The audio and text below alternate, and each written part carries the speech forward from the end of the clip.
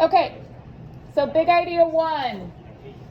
The process of evolution drives the diversity and unity of life. So all of big idea one is unit 7, just the way it works out. Like I said, the other big ideas do encompass multiple units, okay? But this is the only one that for whatever reason works out this way. So evolution is 25% of the final exam, right? So you can expect basically a quarter, well, it's 25 to 30%. A quarter to a third of the questions will have something to do with evolution. Now, on the actual test, you are definitely going to have questions that are from multiple topic areas. With evolution, commonly, the other topic area is genetics, right? So you'll have a question that has you building a cladogram, that has you interpreting a cladogram about amino acids, and then it will ask you questions about proteins, or about how you build a protein, DNA, transcription, translation, right? Or about a mutation that led to the allele form, right? So they do like to combine evolution and genetics. That's, you can pretty much be certain you're gonna have questions like that. On the actual test, they're not separated as much. So is our test that we're taking here, is that gonna be? Your test that you're taking Monday, Tuesday could have some, but I try and keep as much off of it as I can because it is a unit 7 test, but yes, you could have some of the same thing. Okay, so first things first, it just goes over some vocab. Are there any vocabulary words? You guys can pull this up on your own to make it so you can see it a little bit more clearly. It is on yesterday's date in the module. Are there any of these vocabulary words, I think it's just page 1 for this one, yeah, that you are unfamiliar with or that you'd like to go over in some more detail? You should be able to recognize all of this vocab. I mean, it's not like you'd have to be able to straight up to define it, but you should be able to recognize it, and if it was in a problem, you'd understand, you know, what was going on. Nate? Say it one more time. Sure. So a protobiome, this is in the most recent chapter. If you haven't done that homework yet, make sure you do. Protobiome is the earliest almost cell. So basically, origin of life is just straight up a hypothesis. It's a hypothesis only because 1, nobody was there, 2, there's no evidence of it, and 3, nobody's been able to replicate it, right? So basically what the thought is though, early Earth, okay, go back about 5.5 billion years. They think Earth had been around about a billion and a half years before life came to be. And we're in the oceans. We know from experimentation that things that naturally occur on Earth can and did create the macromolecules. So we know we could have DNA and RNA floating around. We know we could have amino acids. We know we could have triglycerides and lipids floating around. So remember with lipids, even especially phospholipids, that phospholipids will spontaneously form one of 2 shapes if they're submerged in water. A cell or a micelle. Micelle was just single layer where all the tails are as close together as they could get in a sphere. A cell, you know what that looks like. Basically what a protobiome is they hypothesized that when one of those cells was forming, it trapped some RNA and trapped some amino acids inside of it. So it wasn't living yet, but it was really, really close. And that protobiome is what they call it. The almost cell. It was almost alive. That's the most prevalent hypothesis that is out there currently on how life formed. What else? We're just starting with vocab for now. What's a clade? Clade, good. This is a word that goes with claudograms. So when you have your, right, cladogram, your clade is a common ancestor and everything that descended from it. So like, this could be a clade, right? But like, this could also be a clade, and the whole thing could be a clade. So a clade is the common ancestor and everything that descended from it. What else? You'd probably call it a branch. If they just asked you to like pick a word, they call it a clade. Yeah. Sure. So that's basically getting allele frequency changes or microevolution in populations based on differences in environment. Adaptive radiation is most commonly seen in island chains. So especially I think like the Galapagos, like the beak on this island versus this island versus this island versus this island are all progressively slightly different because of slightly different environments based on like food source. So it's just a specific pattern of microevolution you'll see within a species based on environment, but really the only places you tend to see it are island chains because the island chains prevent the migration as easily. So you do get these kind of little separate nuggets of populations that are then evolving separately. Mm-hmm. And just to check, so the founder effect and the bottleneck effect, they both fall under genetic drift, right? Correct. So founder effect and bottleneck go under genetic drift. Same outcome, only difference is in bottleneck, the big part of the population is dead, and founder effect, the big part of the population is not dead. They're just not intermixing. Oh, here comes the rain. Good times. Anyway, sorry. Kind of going back to adaptive radiation. Yeah. I was doing the National Bio earlier today, and Sure. it was, I don't remember what species it was, but the one with adaptive radiation. And it said that it was forming different species. So it will eventually, the microevolution will eventually lead to macroevolution if they continue to be separated, and then you will get speciation. Yep. So yes, adaptive radiation can absolutely lead to speciation. It starts out small, just like anything, but you usually will eventually, especially on islands where they're not going to migrate easily. Good. What else? Anything else from the vocab? You can see most of it here. There's a couple. There we go. That's all of it then. Anything else from the vocab list? Yeah. Sure. So it's a slightly different term. You're going to find that anytime you use a review book. Sometimes they use their own vocabulary. But this is the endosymbiotic theory.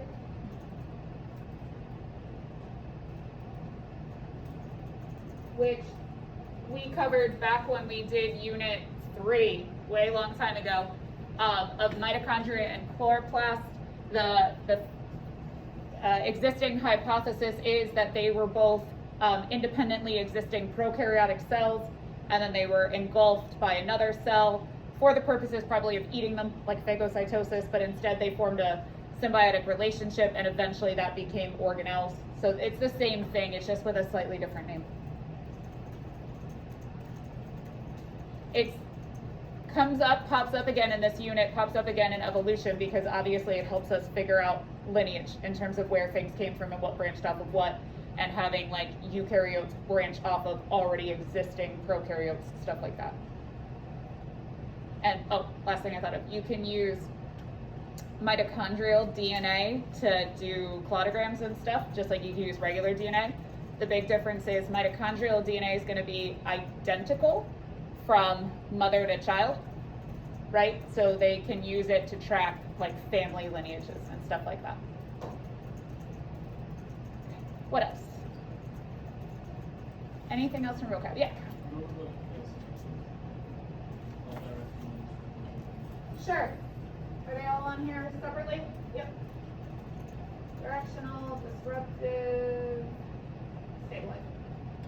Yep. So basically what that is, directional selection, okay? If we have a population, and this is a graph of allele frequencies, right? So say this is homozygous dominant, heterozygous in the middle, homozygous recessive, most of the population's heterozygous, whatever that phenotype looks like, right? Directional selection is just when the entire population, based on an environmental shift, shifts in one direction, either to the right or to the left. So, and where we see our peak is now going to be in a slightly different spot. The peppered moths are a great example of directional selection. We saw basically the height of the corella being over the light-colored moths for so many years, and then when the Industrial Revolution happened, it shifted, it directionally selected for the dark-colored moths. And then we saw several years later that the high point was over the dark-colored moths. That's directional selection. And then let's do stabilizing next, because disruptive is kind of the weird one. Stabilizing selection is going to be where you start out with a more equal distribution across like all phenotypes that exist, all the allele frequencies, and then due to an environmental shift, it stabilizes more to one point, meaning you get a lot more in one area. An example of this is, well, there's two. One would be human birth weight. So human babies have been born at little as, under a pound. Human babies have been on record as being as much as like, I think the biggest one's like 22 pounds or something, right? But most human babies are between 5 and 9 pounds. Why? Super underweight, your risk of surviving or your odds of surviving are quite low.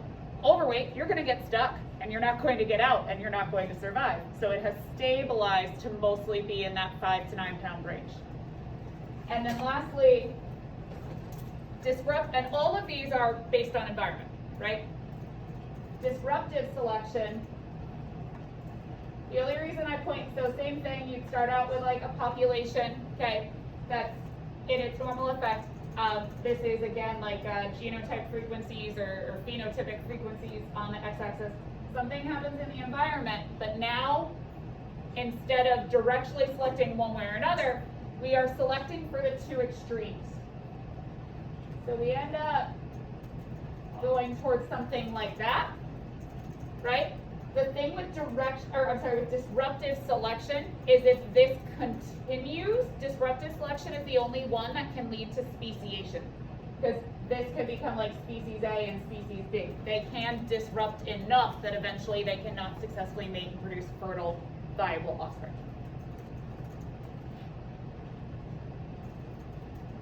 What else from the vocab? I have a question about that. Yes. So directional selection would tilt to either homozygous dominant or homozygous recessive. Right, or it could be, the x-axis could also have phenotypes, like dark colored mouse, light colored mouse, but it's just going towards one version of the trait. Okay, this is stabilizing the twist and living ability. Yep, yep. In this case, it depends on what the scenario is.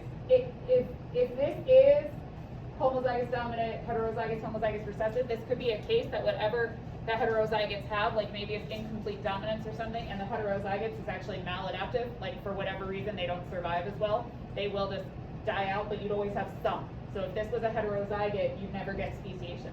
If this was like versions of a trait, like if this was phenotypes instead, just phenotype A, phenotype B, phenotype C would just stop existing. It would be eliminated from the population. It just depends on the scenario.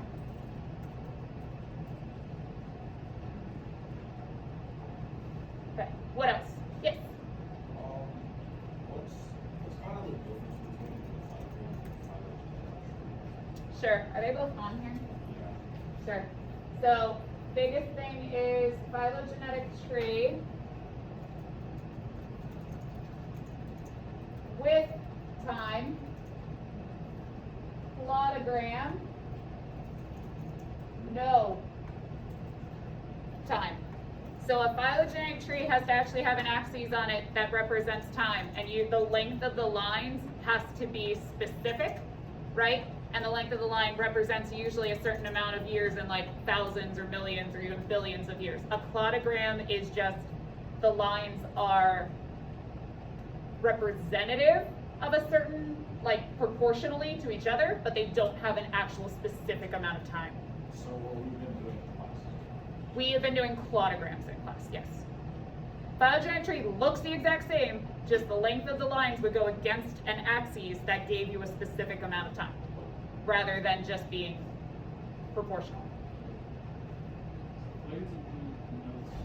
Yep, the node and everything off of it, because the node is where the common ancestor, well, where they broke from the common ancestor. What else?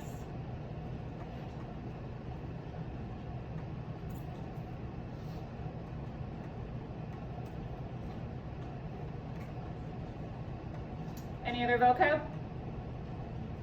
Okay. Give me a second to finish this attendance, because they'll yell at me otherwise. And throughout this packet, if you haven't previewed it, it has a variety of like They're called can-use statements, and basically if you're prepared to understand everything from this big idea, you can answer all of these questions. So we'll go through them, and then obviously if we hit one that you're like, no, I cannot, we'll do it as a group. Like I said, if you want to follow along, I don't know how clearly you'll be able to read them from back there. If you want to pull it up yourself, totally up to you. But I will show it on the screen as well, especially for all the people that'll be watching it on video.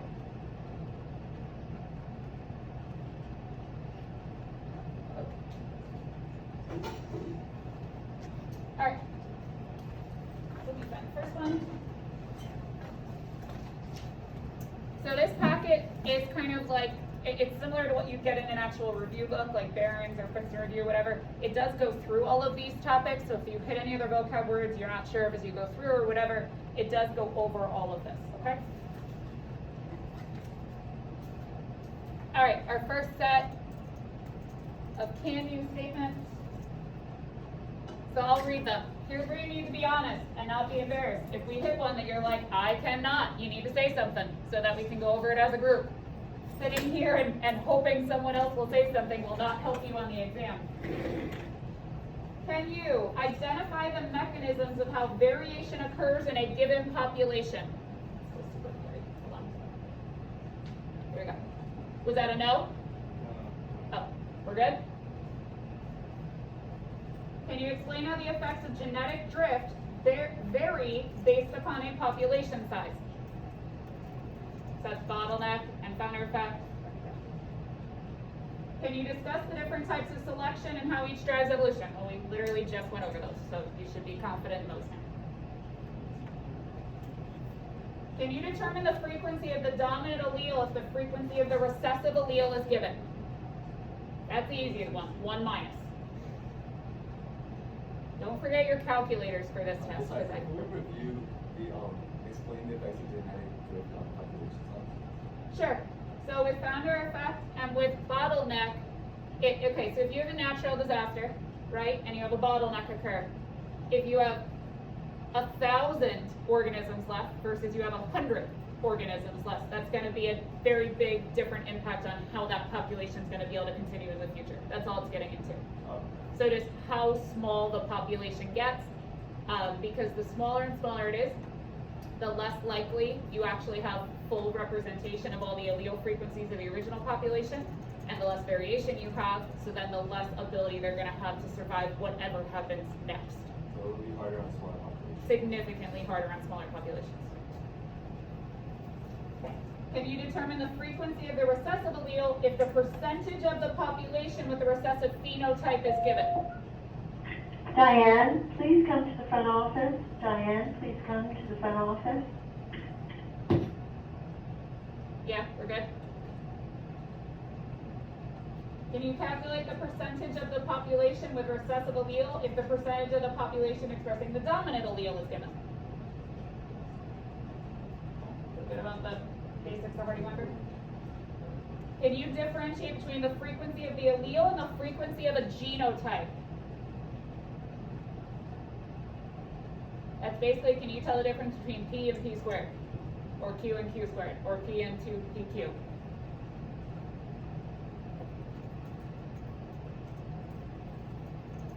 Could you interpret a graph showing how evolution favors different phenotypes? That would be, that's like going back up to those selection questions.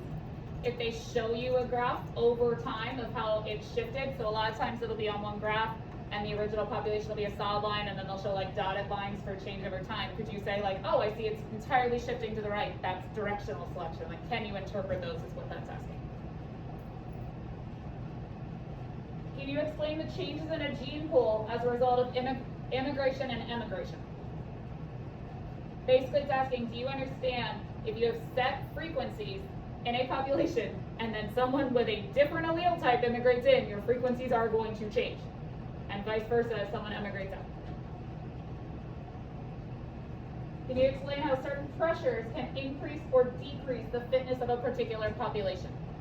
Pressures are environmental, so but remember that can mean a lot of things because like sexual selection and stuff like that's technically considered part of the environment. But how changes could obviously impact that fit is tied to the environment. So what was fit in one environment may not be fit in another environment. Okay, next up.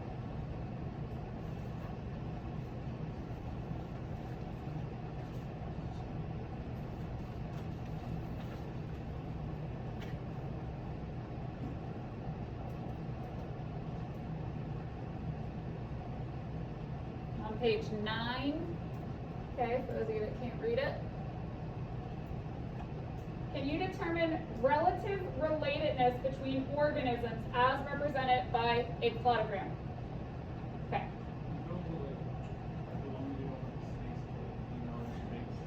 sure. Okay, so just cladograms in general, right?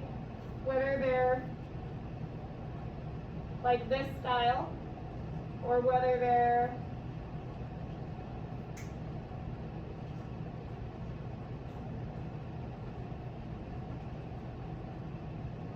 right, this style, are showing you the same thing. We'll go over the basics and then I'll hit on that. Your longest line is going to represent the greatest amount of time since common ancestry. So this is always going to be your outgroup. I'm just going to hit on all the basics. Right? Your two shortest lines are going to be the ones that have had the least amount of time, generations, since they had a common ancestry. So these are going to be the most closely related. And these can always be flipped, right? You can always flip on a node. So whatever organism is here and here, they can always be flipped. Same for these, right? Because, especially people get lost on this, my distance from here to here, right? Or my distance from here to here means nothing. That distance means nothing. The relative lengths of the lines are what matters. The length of this line compared to the length of this line. The length of this line compared to the length of this line is what matters. The spacing in between them does not mean anything. Okay? So if you're given a table with percent differences in amino acid sequences, this one would have the most differences. These guys would have the least, right? Next least, most, right? But that difference doesn't matter. Now, your cladograms should only ever show homologous structures. Homologous structures are structures that when you compare them indicate common ancestry, not common environment. This indicates that they have a common function. We're looking for traits with a common function. We're looking for traits, don't write that down. We're looking for traits without a common function. Without a common function. Think whale arm, human arm, bat wing, cat paw. They do not have common function. But when you compare them anatomically, we have the same basic bone structure. That indicates, oh, there was a common ancestor, then we got all split up into all sorts of different environments and developed different functions. If you have a trait on a cladogram, like the cylindrical body indicates a function, right? A way you move. A snake and an eel do have common function in the way they move. That's common function, which indicates common environment. It does not indicate common ancestry. Okay? We want to only show common ancestry, only homologous traits. We do not want to put analogous traits on there, because by putting analogous traits on here, which are simply because of common environment, we're indicating that they have common ancestry that they most likely don't have. It can be tricky to pick them out, but that's what you want to look for. What can be hints? One, if you can't get them on a cladogram. Like if there's no way to get a trait on there without it looking like it derived 2, 3, 4 times, or without it having huge amounts of changes between where it's popping up twice, and or if you find that the traits could indicate common function, therefore common environment, they probably shouldn't be on there either.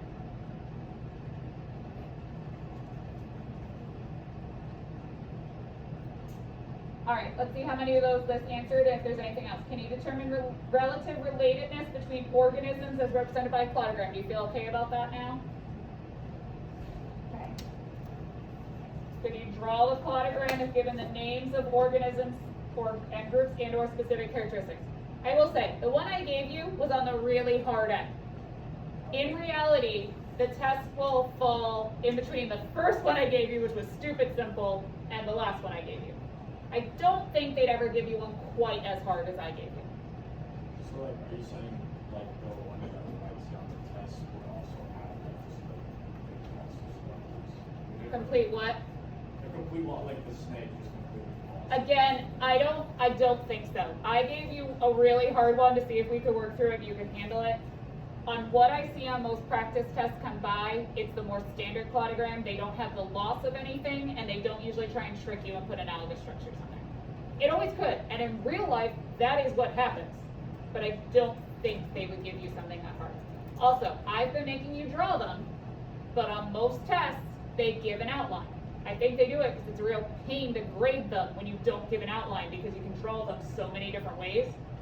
So that helps a lot too. If you know like it has to look like this, you're like, well, there's only so many ways I can fit the things they give me into that. So that should also be kind of comforting, that you're really most likely not going to have to draw them on the real test. All right, can you identify and explain some typical bars derived or lost due to evolution? Right, so we've talked about some of these. I would not worry about this. We went through and did some practice ones. Snake is one that pops up a lot, so is whale. You understand both of them used to have legs at this point. And like I said, they cannot require you to memorize information about animals. That is well beyond the scope of the test. So they have to give you background info. I think I've given you enough to handle anything they would give you, but it'd be a lot like that practice question you did today, where I think watching the video made you instantaneously be like, oh, I know what that bug's doing. Whereas if you hadn't, yeah, you could read it and understand, but it maybe would take you an extra second. So they would always give you what you need in terms of being able to understand those traits. All right, can you use data provided to determine what organisms shared a more common ancestor? That again, we're looking at the length of these lines. So these two shared the most recent common ancestor here, right? These guys in the out group shared the most distant common ancestor. Common ancestors are found here on this style. They're found here on this style, right? It's at your nodes. Your nodes are where you find common ancestors. Can you discuss specific cellular similarities between related eukaryotes? Don't worry about this now. This is getting close to being outdated. This packet is getting close. They used to require you to know information about the specific kingdoms. So like animals, plants, fungus, protists, bacteria, and archaea. They used to require you to know some like basic facts about each group. They've eliminated that recently, 2 years ago. So don't even, you can just kind of pretend that doesn't exist. Okay? They give you, now they'll just make you do some stupid long reading about it before you do it. We okay with this? Yeah. How much do we need to know about like the natives and like the? You need to know he created taxonomy and the binomial nomenclature. That's it. Do you know anything about taxonomy? About who? Taxonomy. Taxonomy. No, you need to understand that it's the way we categorize things. They are not going to ask you to recite the order or anything like that. Keep going.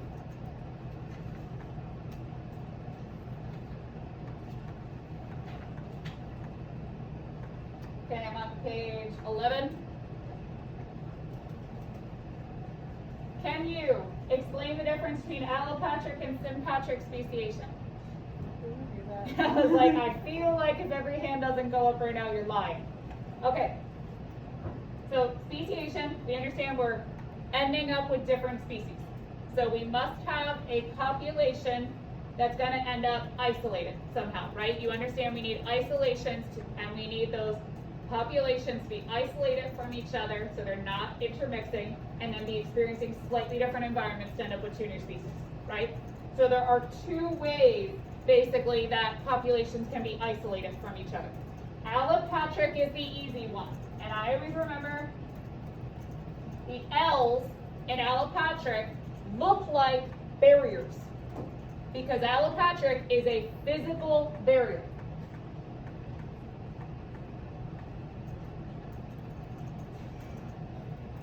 It could be like literally the Grand Canyon is an example of allopatric speciation that has happened. There was originally one population of squirrels, one species of squirrels that lived in that area, like going back to like when the Grand Canyon was forming, and they could get back and forth across it. Eventually the canyon got to the point that there was no crossing it anymore. The species on the northern side and the southern side are two technically different species of squirrel. You mix them back together now, they can't intermate, they can't have viable fertile offspring. But realize it can also be as small as like a paved road. Okay? Somebody had a hand up. Yeah. So could it also be like back then, like people living on like the mainland, there's like an icy path, like a Japanese island on that. Yeah. That was the worst. Yeah, exactly. Just for whatever reason, they cannot get back and forth to each other, and could before. Yep. Islands breaking off, right? Tectonic plate movement. We were in Pangea, right, for a long time when that fired up for animals, stuff like that.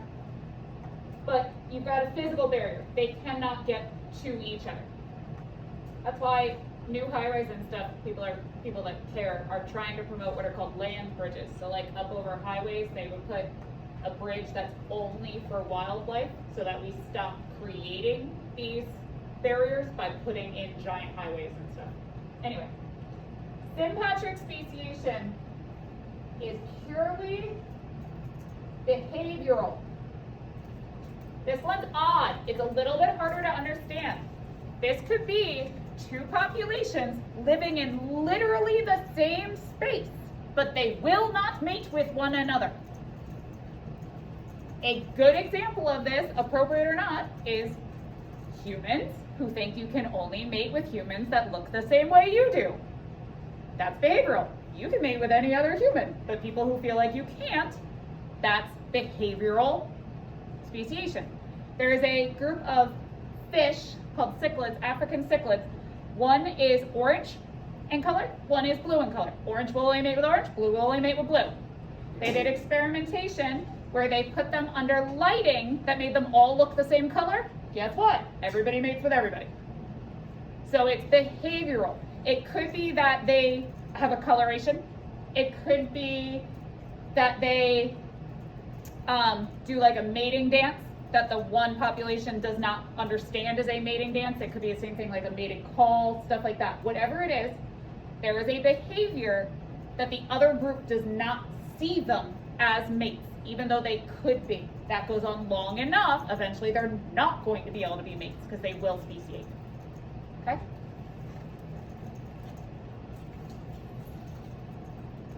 Okay.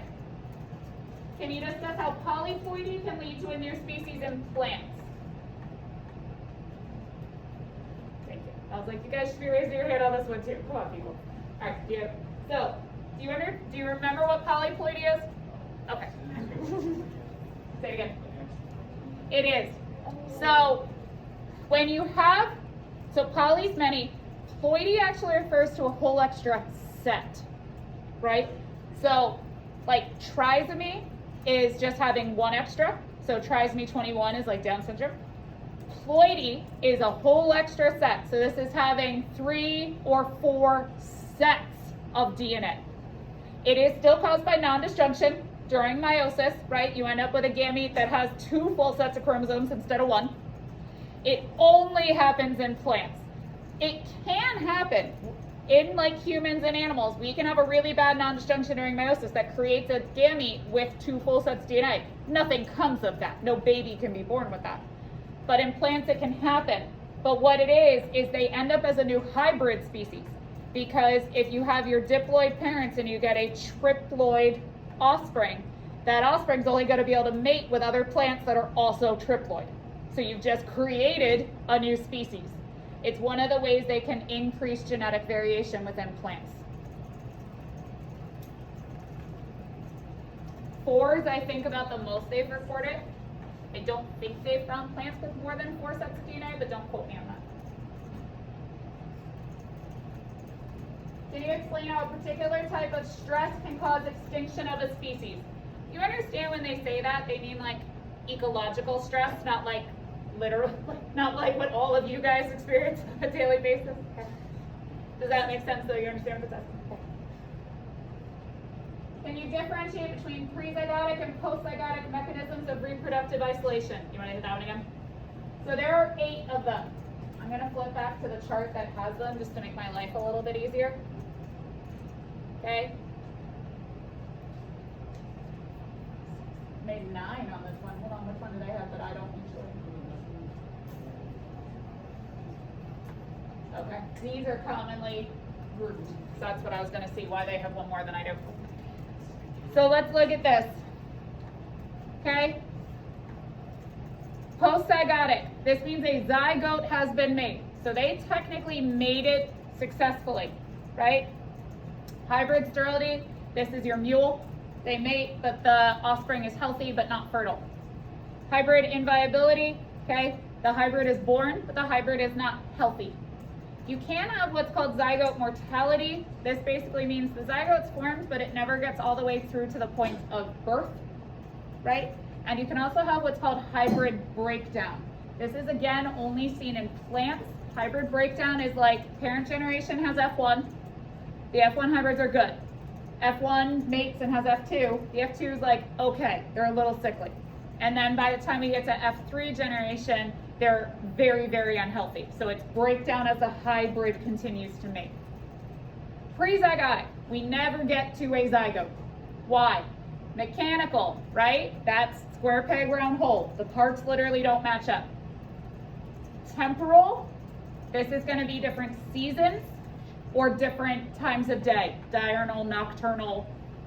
Biggest, like the trees right now are a great example. Some trees are flowering right now. Some trees still look like it's winter. Well, the tree's flowering right now. There's absolutely no way to accidentally mate with a tree that has no flowers at this point. Okay?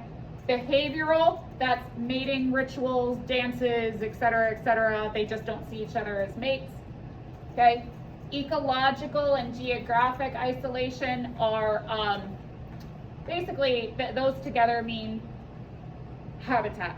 So like the example they give in the book is like one member of the population lives in the canopy, one's on the forest floor. They're giving an example of utilizing different resources. So maybe one's like a fish eater and would always be found by water, and one's berry eater and would always be found like in the forest. So they don't like come in contact with each other even though they're in the same area.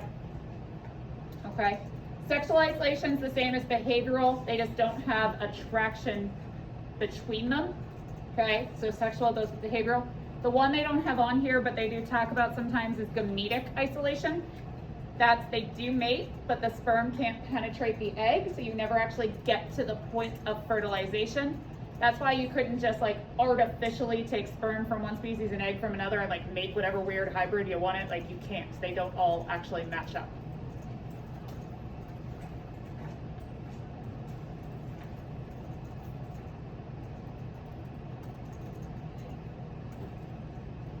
Can you correctly use the following terms? Hybrid, viability, sterility. Sterile is you can't make babies. Fertility, they kind of go together when explaining postzygotic mechanisms of isolation. So like mules are sterile. They have 0 fertility. There we go. We're getting there. It's a big unit.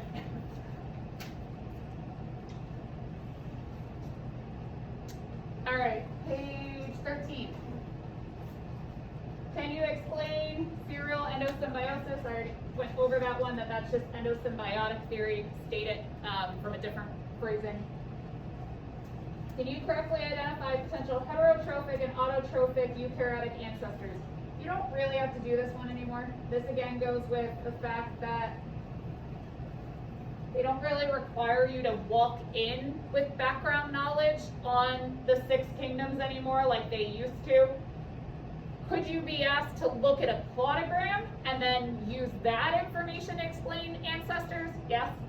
Could you be given a reading, based around this and then ask questions on it? Yes. You are expected to have a general understanding of, you know, common ancestry, understanding we all came from a common ancestor and built from there. You are expected to understand that. You're not expected to know nitty-gritty details. Okay, you know, identify and justify characteristics of the first living cell. So that's one step past the protobiome. That's when it's officially a living cell. So that's just thinking about back to, oh, do I know what a prokaryotic cell is? What are the components, right? That they don't have organelles, that they have, you know, circular nucleic acid for the hereditary material. They did have ribosomes, like stuff like that. Think back to what you know of prokaryotes, which are the first basic cells. And obviously they've done well, because they're still here. Can you use proper taxonomy when describing relatedness of organisms? All that's basically saying is sometimes the cladogram they show you will use like the Latin names of organisms instead, especially with plants. I don't know why, but they love to do that. There was an FRQ a few years ago that you had to build a cladogram, and it was so obnoxious simply because they only gave the plant names in Latin. And it's not hard, they give you the names. It was just so much harder when like going over it to have to like try and mumble through Latin, right? Rather than give the names. That's all they need. Do you understand that genus and species Latin names exist for all organisms? Can you discuss similarities and differences between the three domains to justify relatedness? Okay, you should be able to explain differences between prokaryotes and eukaryotes. We did that, right? Think back to Unit 3. Organelles, no organelles, circular DNA, linear DNA, like you can go back and look all that up. Technically, prokaryotes is broken down into bacteria and archaea. They no longer require you to specifically be able to pick out the differences between bacteria and archaea. So as long as you understand the differences between prokaryotes and eukaryotes, you're good.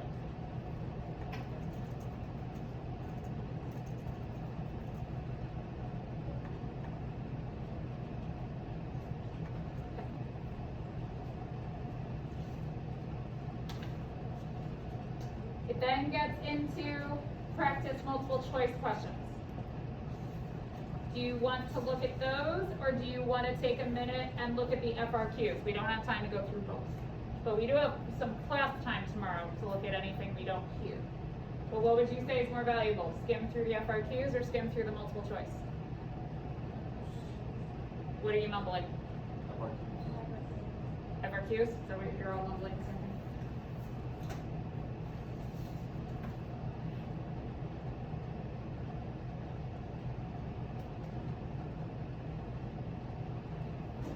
The frequency of the sickle cell disease in parts of Central Africa is as high as 10% compared to the frequency of 0.5. Don't miss that decimal point. That's why you should always put a 0 in front of your decimal points in formal writing, by the way.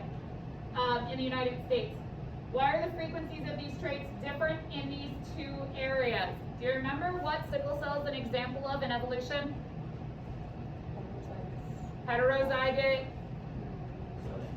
advantage. It's with what trait, what disease? Why are heterozygotes the fittest version? Close? Malaria. Malaria. Yep. Still blood disorder, okay? It's based on malaria. So malaria is a protist that infects red blood cells. People who are homozygous recessive for sickle cell anemia cannot get malaria. People who are homozygous dominant cannot get sickle cell, but do get malaria. People who are heterozygous basically end up right in the middle. They don't get malaria quite as frequently, and they don't have as many impacts of the sickle cell disease because it's incomplete dominance. So we end up with what's called heterozygous advantage. It basically keeps sickle cell anemia in a higher frequency in any population that also has a lot of malaria. Now, they wouldn't give you this. You would have, I bet you, a map. You'd have a diagram and description of what malaria was, you know what I mean? They'd give you all the background and then say, can you explain, knowing that, why it's so much higher? Okay, using the percentage for Western Africa population and US population to calculate the frequency of the heterozygous and homozygous dominant genotypes in these areas. Okay, so what in the Hardy-Weinberg equation They just asked you to calculate what and what for each population.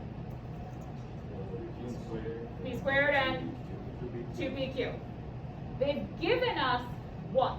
So first of all, they gave us percents. Are those usable? No, not as percents. We need to convert them to frequencies, convert them to decimal format. Once you've done so, those decimals equal what? Okay, but that equals what? What variable? Like 0.1 and 0.05? Did I go far enough? Nope, too many. There we go. Equals what? They each equal what? How do we start this? They want us to solve for P squared and 2PQ. All we have are these numbers. What are these numbers equal to? So that's the hardest part of these problems, is you got to be able to pick it out. What is the number they gave you?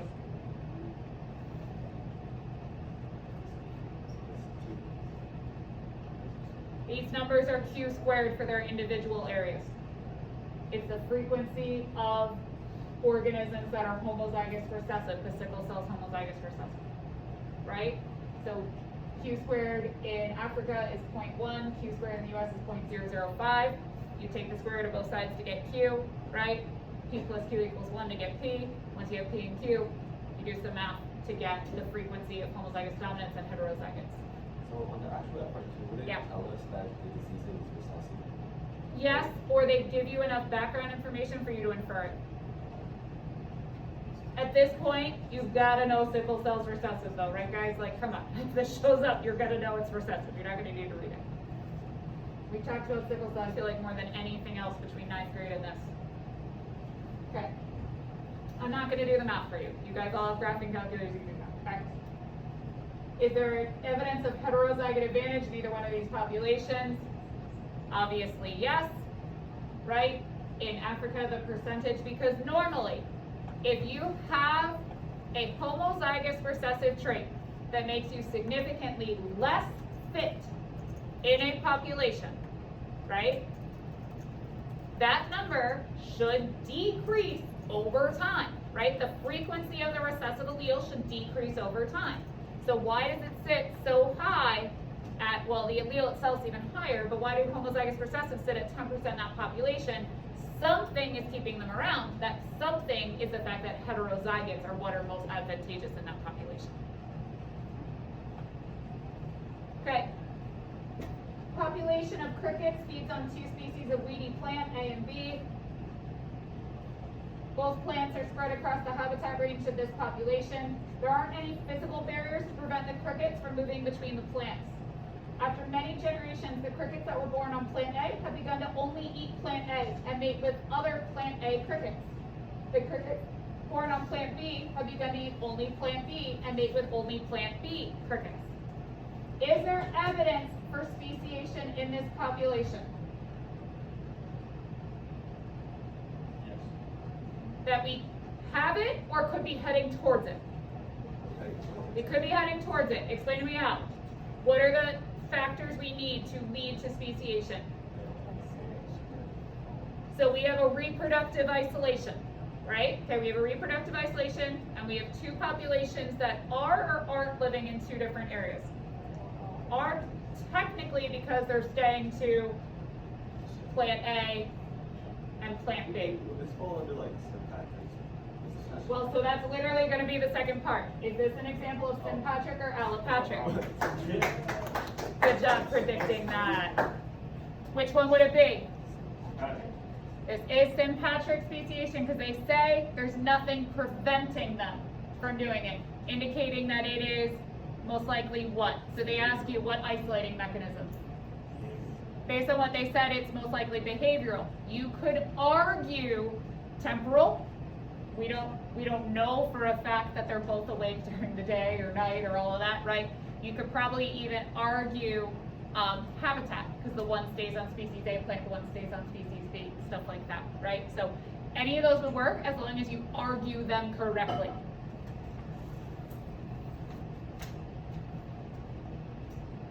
Natural selection is a major mechanism for evolution as described in The Origin of Species by Charles Darwin. Explain evolution by natural selection. People actually get thrown by this one a lot. It's so simple that they're like, how do I put that in words? So what is evolution by natural selection? Try and remember, Darwin had several key points. Think, what are the necessary points for natural selection to occur to then potentially lead to evolution in the future? Think, what do we need to have in a population? Survival of the fittest. What are the key components necessary to get to survival of the fittest? Can you say that letter? Okay, we have to have an environmental change. That's towards the end. That's correct, but that's at the end. What do we need first? Too many of the organisms. So overpopulation or overproduction of offspring, it's been said both ways, okay? For limited resources, leading them to, not yet, too many things, not enough food. What are they gonna do? What? Compete. First, they've gotta compete. We have to have natural what within the population? Starts with a V or a D, depending which word you use.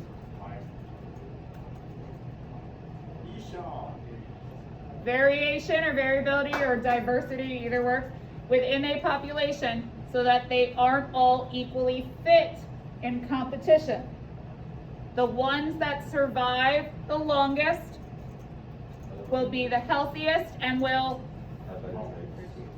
have better traits for the environment and reproduce the most, getting their traits into the next generation.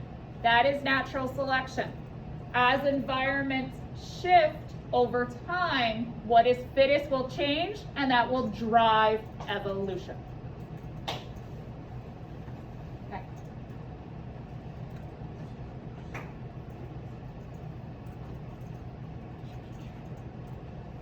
Good with that? Okay.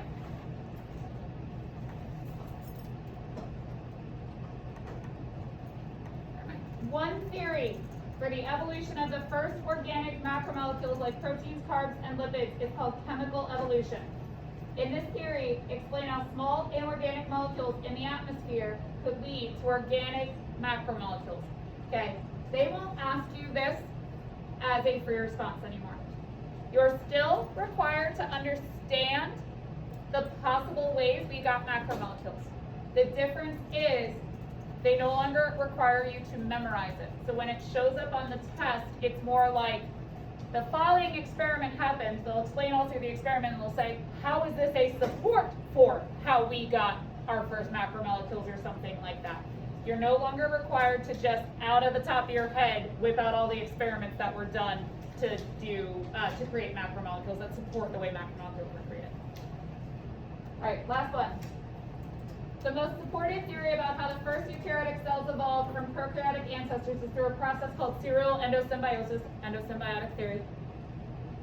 Can you explain the process of endosymbiotic theory?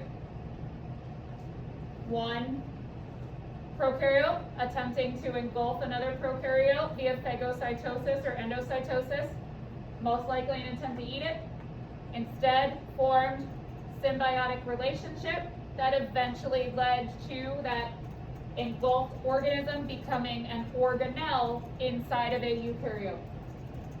Do you remember any of the evidence?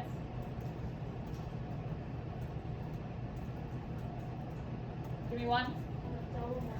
They have two full phospholipid bilayers. Good, double membrane. Is that yours? Mitochondria and chloroplasts have their own circular DNA. They also have their own ribosomes. Mitochondria and chloroplasts also divide via binary fission, which is like the mitosis of prokaryotes. And they are roughly the same size and shape as prokaryotes, which are significantly smaller than eukaryotes. All of that are the evidences for endosymbiotic theory, which you did a FRQ on back on your test. C, they would not ask you to, well, they could ask you to do C. They could ask you to draw the phylogeny of the 3 domains, but they'd have to give you a chart or they'd have to give you background information to be able to do it. Again, they no longer ask you to memorize that information. They just ask you to apply it if shown. It's so much memorizing, they finally realized that's not like a useful skill. That's always stuff you could look up or be told as long as you know how to apply it. Can you explain the phylogeny and the common ancestor of these 3 domains? Again, if they gave you background information and they had you draw it, could you then explain what the quadrant shows? Okay.